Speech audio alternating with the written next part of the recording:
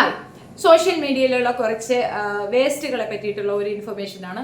Actually ഞാൻ ഇവർക്ക് മറുപടി കൊടുക്കേണ്ട കാര്യമൊന്നുമില്ല. എന്നാലും കുഞ്ഞുങ്ങളുടെ പേരൊക്കെ പരാമർശിക്കപ്പെട്ടപ്പോൾ കുറച്ച് പേര് വന്നിട്ട് എനിക്ക് എൻ്റെ ഒരു ഇൻഫർമേഷൻ തന്നിരുന്നു. ആക്ച്വലി ഞാൻ ഇവരുടെ വീഡിയോ കാണാതെ ഇവരിങ്ങനെ ചെയ്തുകൊണ്ടിരിക്കുന്നുണ്ടായിരുന്നു. കോൺസ്റ്റന്റ്ലി ഞാനത് ശ്രദ്ധിക്കുന്നുണ്ടായിരുന്നില്ല. ബിക്കോസ് ഞാൻ പറഞ്ഞല്ലോ, തെളിവുകളുടെ അടിസ്ഥാനത്തിൽ എന്തെങ്കിലുമൊക്കെ പറഞ്ഞാൽ എന്നോട് വന്ന് ചോദിച്ചാൽ അങ്ങനെ എന്തെങ്കിലും ഫിനാൻഷ്യൽ ഇഷ്യൂസ് ഉണ്ടെങ്കിൽ ഞാൻ ക്ലിയർ ചെയ്ത് കൊടുക്കുന്നതായിരിക്കും. തെളിവുകളില്ലാതെ തോന്നിവാസം വിളിച്ച് പറയുന്നവർക്ക് എനിക്ക് മറുപടിയില്ല.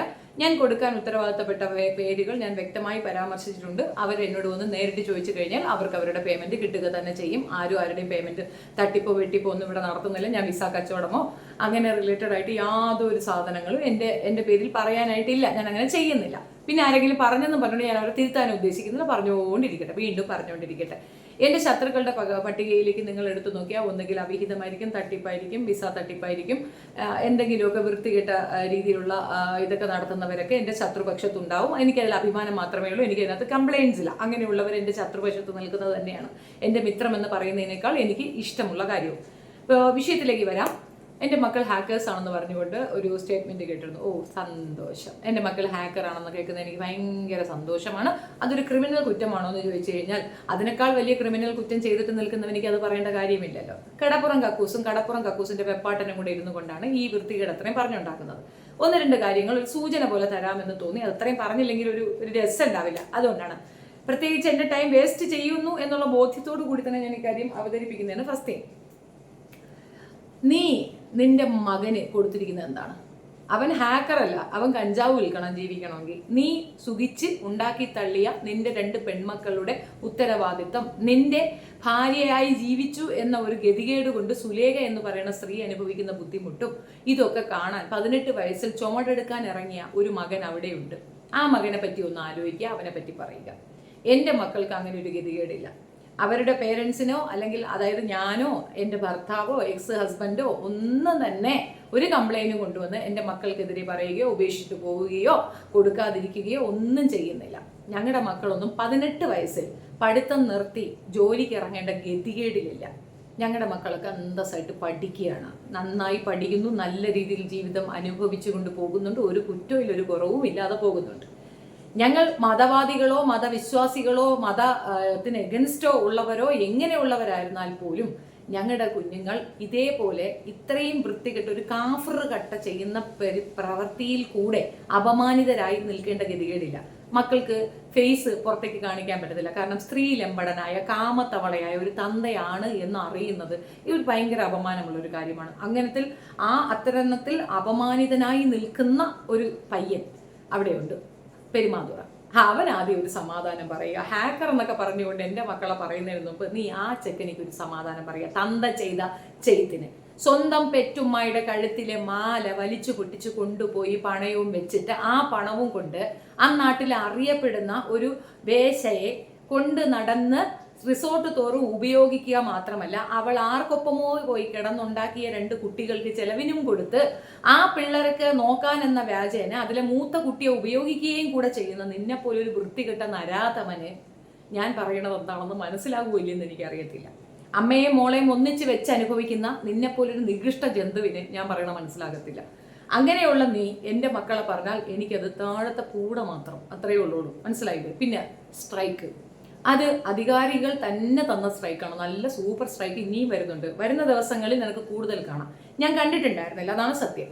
ഞാൻ നോക്കുമ്പോൾ 1 മാസത്തോളമായിട്ട് എൻ്റെ തന്നെ വോയിസും എൻ്റെ തന്നെ വീഡിയോസും എൻ്റെ തന്നെ പേരും പരാമർശിച്ചുകൊണ്ട് കോമഡി അടിക്കുന്ന നിന്റെ അറിയപ്പെടുന്ന പെരുമാതുറയിലെ വേശിക്ക് ഞാൻ നല്ല സ്ട്രൈക്ക് ഇനിയും കൊടുക്കുന്നുണ്ട്. 1, 2 അല്ല. ആ ചാനൽ തന്നെ ഞാൻ നശിപ്പിക്കും, ഇല്ലാതാക്കും. അതിനകത്ത് ഒരു തർക്കവും വേണ്ട.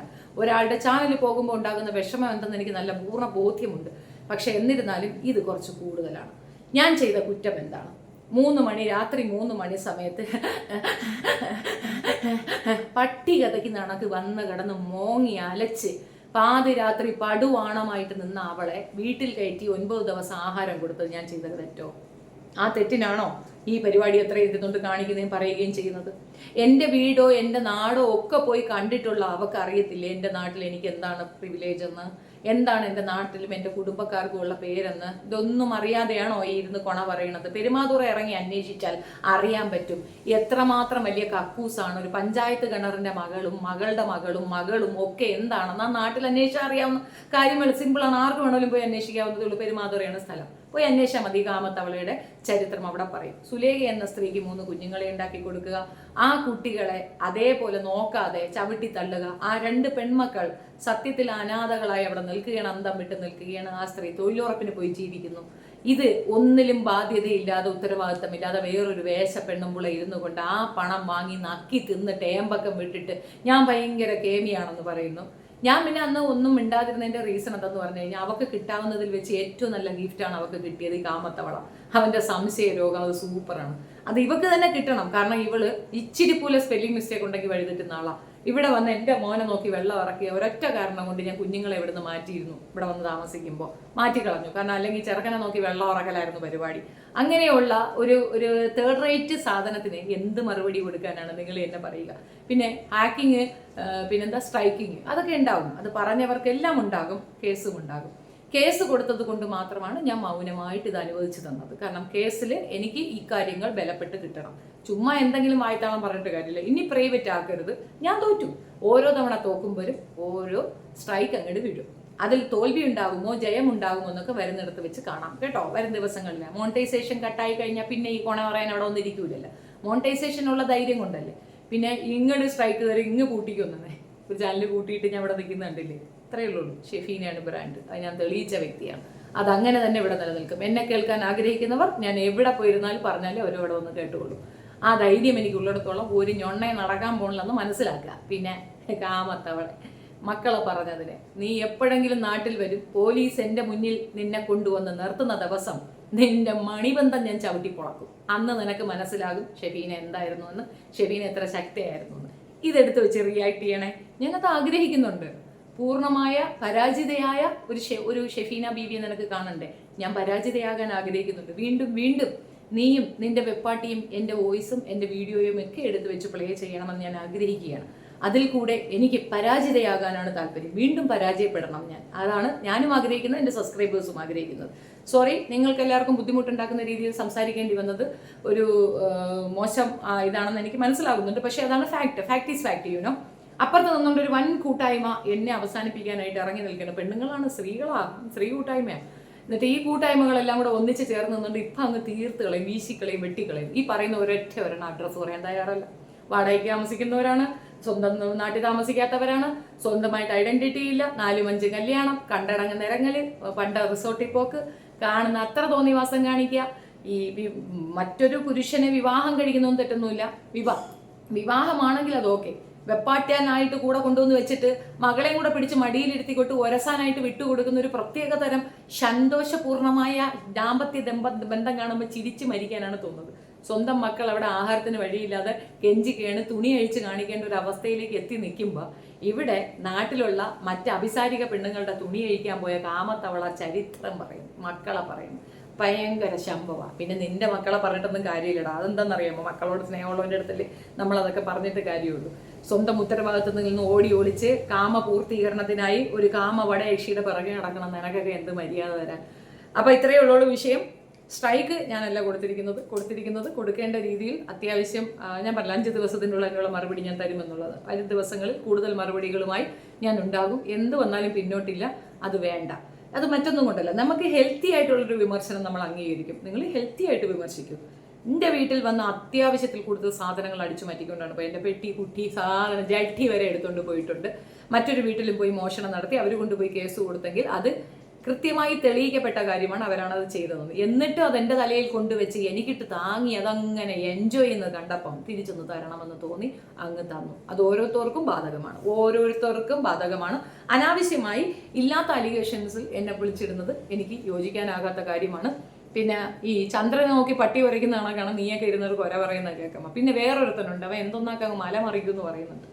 നിന്നിലേക്ക് ഞാൻ നടന്നെടുക്കുന്നുണ്ട്, നീ ഒന്നും മുക്കരുത്. നിന്നിലേക്ക് ഞാൻ നടന്നെടുക്കുന്നുണ്ട്. നിന്നെ ഇങ്ങനെയല്ല ഞാൻ കൈകാര്യം ചെയ്യാം. ജട്ടി ജിനുവിനെ കൈകാര്യം ചെയ്ത ഒരു ടേമാണ് ഞാൻ നിനക്ക് വെച്ചിരിക്കുന്നത്. ആ രീതിയിൽ നിന്റെ വീട്ടിലേക്ക് വന്ന് തന്നെ ഞാൻ മറുപടി തരും. അതാണ് അതിൻ്റെ രീതി എന്ന് എനിക്ക് മനസ്സിലായത് കൊണ്ടാണ് മൗനമായിരിക്കുന്നതും മാറി നിൽക്കുന്നതും മാറി സഞ്ചരിക്കുന്നതും എൻ്റെ മക്കൾക്ക് സ്വസ്ഥത വേണം എന്നുള്ളത് കൊണ്ടാണ്. വെറുതെ എന്തിനാണ് ഗുണ്ടായിസം കൊണ്ട് ഇറങ്ങണത്? ശിവന്മാരുടെ തകത്തിൽ ഗുണ്ടായിസമേ ഏക്കോളം എന്നുള്ളതാണ് സത്യാവസ്ഥ. അതാണ് അതിൻ്റെ കാര്യം.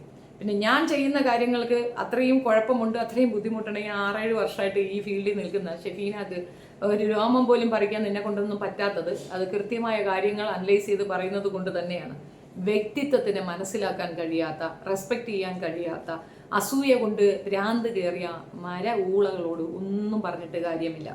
സ്വന്തം വ്യക്തിത്വം പണയം വെച്ച് അപ്പം കാണിച്ച് അപ്പത്തിൻ്റെ ഒരു ഇതിനകത്ത് ജീവിക്കുന്ന അപ്പം തീനികൾക്കൊപ്പം ജീവിച്ചുകൊണ്ട് ബാക്കിയുള്ളവരെ കുണകുണ പറയുന്നവന്മാർ സൂക്ഷിച്ചുകൊള്ളുക. പിന്നെ ഇവന്മാരെയൊക്കെ കൂട്ട് പിടിച്ച് കൂടെ ഇരുന്ന് വായ്ത്താളൊക്കെ പറയണ കിണുകിണാപ്പൻ ഓർത്തോളൂ. പാതിരാത്രിയിൽ അവളെ വിളിക്കുന്നവന്മാരൊക്കെയാണ്. നീ അത്ര സുനാ പിടിച്ച് അപ്പുറത്ത് വെച്ചാലും ടൈപ്പ് ചെയ്യാൻ വേറൊന്നും വേണ്ടല്ലോ. 3-4 മൊബൈലും കൂടെ വാങ്ങിച്ചു കൊടുക്കുക, അവിടെ ഇരിക്കട്ടെ. എനിക്ക് ആവശ്യമുണ്ട്, ആവശ്യമുള്ള സമയത്ത് ആ മൊബൈലുകൾ എടുപ്പിക്കാനുള്ള ഒരു സംവിധാനം കൂടെ ഞാൻ ചെയ്തു വരുന്നുണ്ട്. അടിക്കുമ്പോൾ നെറ്റി അടിച്ചാണ് ശീലം. ആ നെറ്റി അടിയാണ് നീ ഇപ്പം കണ്ടത്. അതിന് നീ നിന്റെ ജയമാണെന്നാണ് പറയുകയാണെങ്കിൽ എക്സാക്ട്ലി നീ ജയിച്ചു, ഞാൻ തോറ്റു. ക്ലാപ്പ് വേണോ? അപ്പം കാമത്തവളെ, നീ ആദ്യം നിന്റെ മക്കളുടെ കാര്യം നോക്ക്.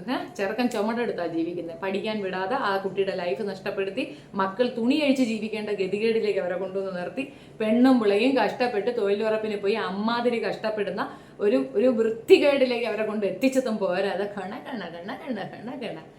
കഴപ്പ് മൂത്താലേ കൊണ്ടുവന്ന് കുഴിച്ചിരുന്ന. സൗദിയിലേക്ക് ഒരു വിസിറ്റ് കിട്ടിയിട്ടുണ്ട്, ഉടനെ അങ്ങോട്ടും ഉണ്ട്. നമുക്ക് സൗദി വരെ ഒന്ന് പോയിട്ട് വരാം ഗൈസ്.